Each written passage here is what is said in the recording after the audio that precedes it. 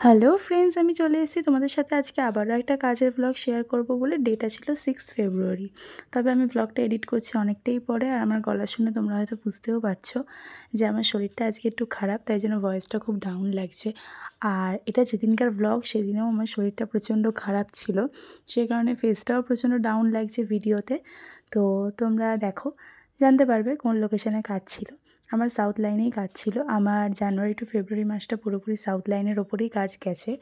তো আজকে আমার অ্যাসিস্ট্যান্টের একটু সমস্যা থাকার কারণে আমি মাকে নিয়ে চলে গেছিলাম আমার ক্লায়েন্টের লোকেশানে।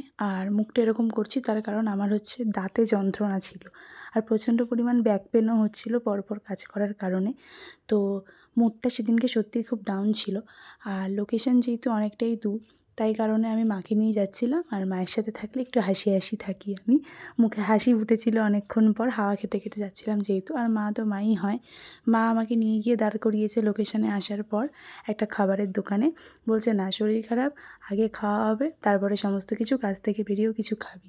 অলরেডি লোকেশানে আমি চলে এসেছি। আমার লোকেশান ছিল যাদবপুর, আর প্রচণ্ড রোদ ছিল সেদিনকে।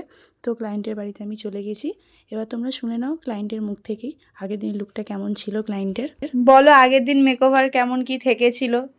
আগের দিনে মেকওভার খুব সুন্দর হয়েছিল, একদম বিয়ে বাড়ির সাজ। আর খুব সুন্দর করে আমাকে সাজিয়ে দিয়েছিল স্নেহা, খুব ভালো লেগেছে। স্টে করেছিল তো? হ্যাঁ, পুরো মানে অনেকক্ষণ পর্যন্ত একই রকম ছিল, কোনো রকম কিছু পরিবর্তন হয়নি। আর হেয়ারের কার্লস টালস সব ঠিকঠাক স্টে সব করেছিল? একদম। স্যাটিসফাই ছিল তো? এরকম লুক চাইছো? আজকে একদম খুব সাধারণ, একদম মানে খুব কি বলবো, খুবই সিম্পল একটা পার্টি মেকআপ।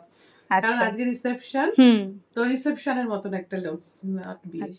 এটা ছিল আমার ক্লায়েন্টের বিফোর লুক আজকে।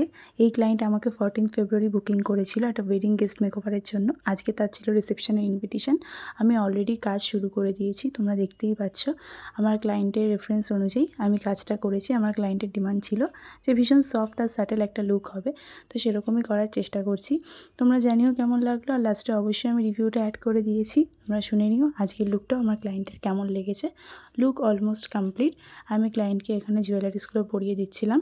আমার ক্লায়েন্টকে কিন্তু ভীষণ সুন্দর লাগছে, তোমরা শুনে নাও। আজকে লুক কমপ্লিট, বলো কেমন লাগলো আজকে সেজে? আজকে তো রিসেপশনের লুকস একদম সুন্দর, যতটা আমি চেয়েছিলাম তার থেকেও বেশি পেয়েছি, খুব ভালো লাগছে। Thank you so much. তুমি স্যাটিসফাই তো? হেয়ার যেমন চেয়েছো, মেকআপ যেমন, সব ঠিকঠাক? একদম ঠিক আছে, থ্যাংক ইউ। তো খুশি খুশি রিভিউ শুনে আমি বেরিয়ে চলে এলাম। আর আমার শরীর অলমোস্ট চাঙ্গা হয়ে গেছিলো, যেহেতু একা একা ট্রাভেল করাটা খুব সমস্যা, যেহেতু আমার লোকেশন থেকে আমার ক্লায়েন্টের লোকেশন অনেকটাই দূর ছিল। তাই জন্য আমি মায়ের সাথে গল্প করতে করতে চলে আসছিলাম বাড়ির দিকে। আমি সাথে ওই কারণে মাকে নিয়ে গেছিলাম। এরপরে দেখতেই পাচ্ছ তোমরা এতটা ভিড়, তারপরে সেই ভিড় ঠেলে ঠেলে বাড়িতে যাচ্ছিলাম। তবে আমি অলমোস্ট সুস্থ হয়ে গেছিলাম কাজের পর হ্যাপি হ্যাপি রিভিউ শুনে। এরপরে আমরা চলে এসেছিলাম একটুখানি খেতে। দিনটা এরকমভাবেই শেষ করলাম। এবার তোমরা জানিও কেমন লাগলো ব্লগটা। টাটা।